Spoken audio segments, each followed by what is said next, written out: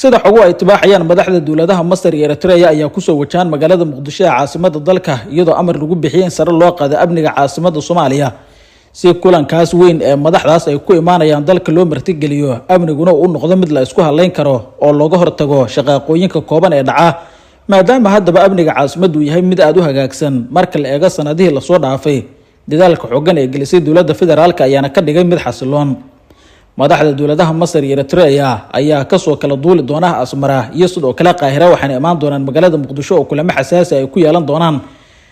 madaxda saddexda wadan ee Soomaaliya Eritrea iyo Masar iyadoo laga wada doodi doona arrimo xasaasi ah oo ay ugu weyn tahay saxiixida ama gelitaanka heshiis saddex geesood ah oo qatar ku ah dowladda Ethiopia kulankii ugu dambeeyay madaxweyne Xasan Sheekh Maxamuud uu ku tagay magaalada Asmara ee caasimadda dalka Eritrea iyo kii Siyaas Afawaki uu ku tagay magaalada Qaahira ee dalka Masar ayaa arrintan si weyn loogu gorfeeyay la iskuulana soo go'aamiyay in shirkaas uu ka dhaco magaalada Muqdisho ee caasimadda dalka iyadoo horeyba Siyaas Afawaki looga sugayay inuu yimaado caasimadda Soomaaliya waxa hadda uu soo weheshan doonaa madaxweynaha dalka Eritrea si shirka awood loogu yeelo isla markaana sare loogu qaado maqaamkiisa oo uu noqdo mid natiijada ka soo baxday wax weyn gobolka xiisadaha ka taagan ay ka bedeli karto madaxweyne Xasan Sheekh Maxamuud iyo Siyaas Afawaki kulamadii ay ku yeesheen magaalada Asmara waxay iskula soo hadal qaadeen sida ay muhiim u tahay xoojinta xiriirka labada dowladood iyo iskaashi loo yeesho ka hortagga damaca guracan ee dowladda Ethiopia ay ku doonayso in qalqal amni ay gobolka uga abuurto ayna wadamada deriskeeda ah ku weerarto waxaana labada madaxweyne isla soo hadal qaadeen sida qatar ay ugu tahay Ethiopia gobolka madaxweyne Xasan Sheekh Maxamuud ayaa muujiyay sida dowladdiisu ay dadaal xooggan ugu bixinayso in la soo afjaro qorshaha Ethiopia ay qayb ka mid ah biyaha Soomaaliya ku doonayso halka Afawaki dhankiisa uu ku soo bandhigay cabsida uu ka qabo in Ethiopia haddii ay ka soo jeesato Soomaaliya wadankiisa ay ku soo wajahan tahay oo duulaanka ay abaabulayaan horey u soo gaarsiiyaan madaxda Tigreega ee mucaarasan dowladda Ra'iisul Wasaare Abiy Ahmed oo iyagu dhankooda sheegay inay ka qayb qaadan doonaan ka hortagga damaca Ethiopia Eritrea xilligan heegan buuxa ayaa ciidamadeeda la geliyay dhanka kale waxaa Siyaas Afawaki kulankii dhacay uga dalbaday madaxweyne Xasan Sheekh Maxamuud in haddii Soomaaliya Ethiopia ay ka tala baxdo qorshaheeda oo Eritrea ay u soo jeesato aan looga harin siyaasadda ee laga taageero Soomaaliyana ay taageero dhinac walba ah Eritrea la garab istaagto oo dhinaca ciidamada xitaa laga taageero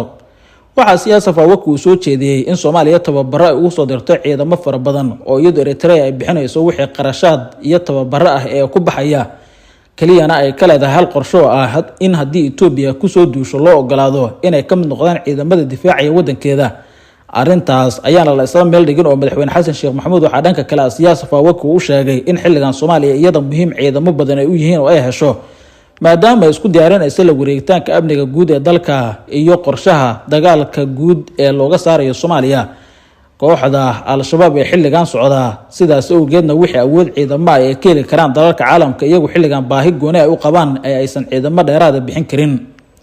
dhankiisa madaxweynaha dalka Masar Cabdifataax Al-Siisi ayaa wuxuu guntiga dhiisha uga sii dhigayaa siina xoojinaya xiisada kala dhaxaysa dowladda Ethiopia si xukuumadda Addis Ababa ugu cadaadiyay inay ka baxdo arrinta biyo xireenka webiga Niil oo halis ku ah dalkiisa xiisada labada wadan cirka ku sii shareertay saddexdan wadan ayaa waxa isku keenaya dana isbiirsaday oo Ethiopia culaadin ay kala kulmeen waxaana qorshuhu yahay in magaalada Muqdisho ee caasimadda dalka lagu saxiixo heshiis dhinaca amniga la iska kaashanayo oo halis ku ah dowladda Ethiopia iyadoo wadankii dagaal la galaba la qorsheyn doono in wadamada kale ay la weeraraan oo ciidamo ay u diraan si looga adkaado xukuumadda Addis Ababa oo xilligan colaado gudaha wadankeeda ay ka kacsan yihiin aana u haynin wax tabar ah in saddex dowladood dagaal ay ku wajahdo si kastaba waxa isha lagu wada hayaa shirkaasi ka qabsoomi doona magaalada Muqdisho ee caasimadda dalka ay iskugu imaan doonaan madaxweyne Xasan Sheekh Maxamuud Siyaas Afawaki iyo madaxweynaha dowladda Masar Cabdifataax Al-Siisi oo cabsi xooggan Ethiopia haddaba ay ka sii muujinayso suurtagalna ay tahay in qaadadeeda ay ku carqaladeynayso shirkaasi uu dhaco arrimaha ugu waaweyn ee Ethiopia ay carqaladeynta ku sameyn karto waxaa ka mid ah in Abiy Ahmed uu dejiyo qorshihiisa ah inuu ka laabto heshiiska uu la galay madaxweynaha Somaliland Muuse Biix Cabdi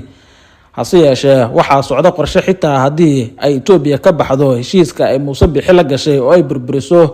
go'aanka ay ku doonaysay 20 kiiloomitir oo ka mid ah biyaha Soomaaliya in awood ay ku goosato marnaba aan la joojin heshiiska iskaashi ay doonayaan inay kala saxiixdaan oo ay wada galaan madaxda dowladahan saddexda ah ee Masar Eritrea iyo Soomaaliya.